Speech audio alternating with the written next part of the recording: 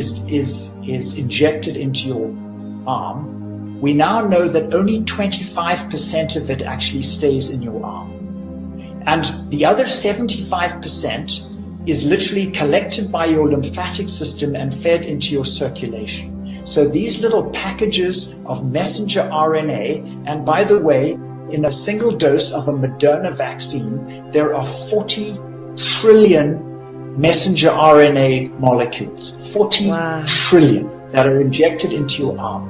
So 3/4 of these are taken, connected by the lymphatics. They go into your bloodstream in these little packages that are designed to be absorbed into a cell. But obviously when something's in your circulation, the only cells that they're going to get absorbed into is the cells around your blood vessels. And the place where absorption happens is in the capillary networks. In other words, these are the tiniest vessels where the blood slows right down. These are tiny, tiny vessels. So these little packages of genes are absorbed into the cells around the blood vessels, that's the vascular endothelium. The package is open, the genes are released, your body then gets to work reading these genes and manufacturing trillions and trillions of COVID spike proteins.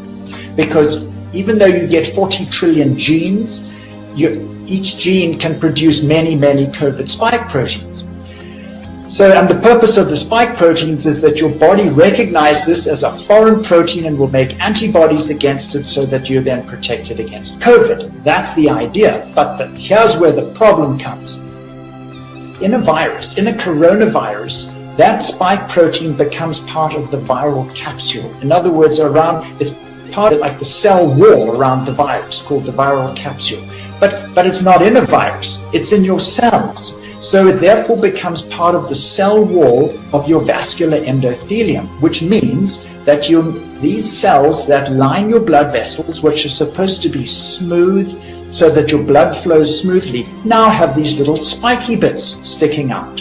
So it is absolutely inevitable that blood clots will form because your blood platelets circulate around in your vessels, and the purpose of blood platelets is to detect a damaged vessel and block that vessel to stop bleeding. So when the platelet comes through the capillary, it suddenly hits all these little COVID spikes that are jutting into the inside of the vessel. It is absolutely inevitable that a blood clot will form to block that vessel. That's how platelets work. So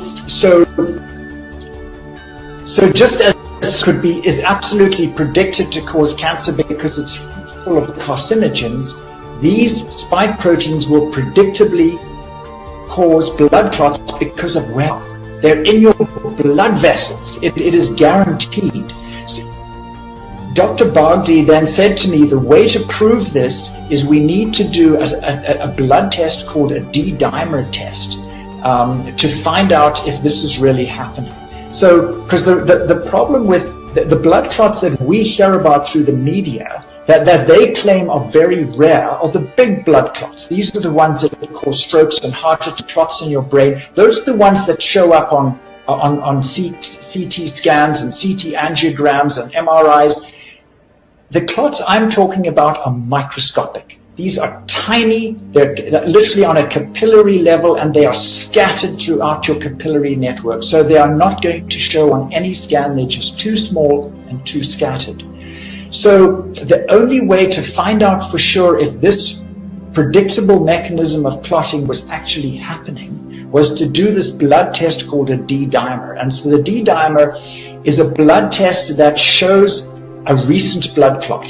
It doesn't show anything else other than a recent blood clot. It won't show an old blood clot, it only shows new blood clots. And so I have been now doing that on my patients, finding people who have recently had their COVID shot within the previous 7 days, it needs to be between 4 and 7 days, and doing a blood test on them called a D-dimer.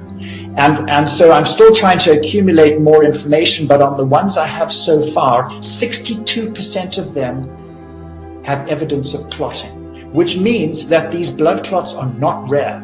It means that the majority of people are getting blood clots that they have no idea that they're even having.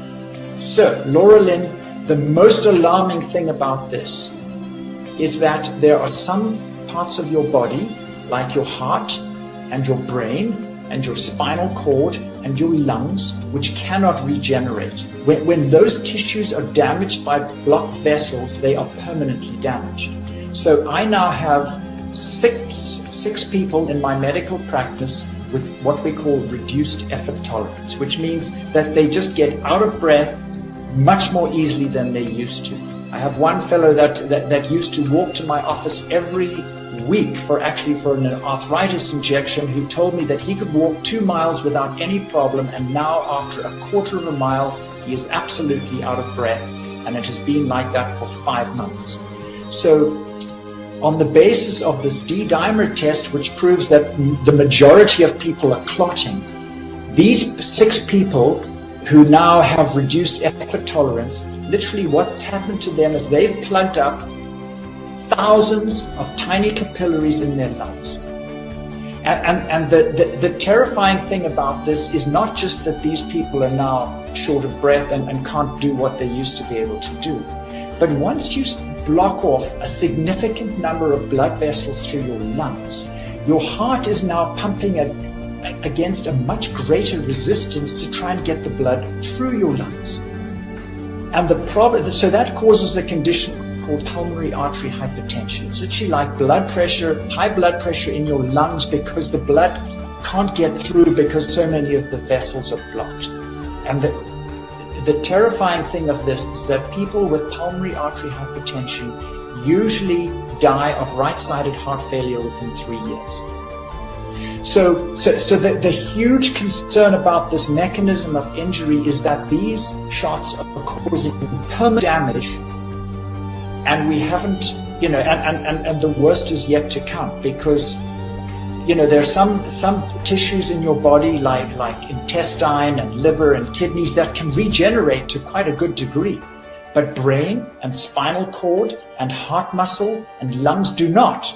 When they're damaged, it's permanent. Like all these young people who are now getting myocarditis from these shots, they have permanently damaged hearts. It doesn't matter how mild it is, they will not be able to do what they used to be able to do, because heart muscle does not regenerate. So this is the terrifying concern, and not only is the long-term outlook very grim, but with each successive shot, the damage will add and add and add. It's going to be cumulative, because you're progressively getting more and more damaged capillaries.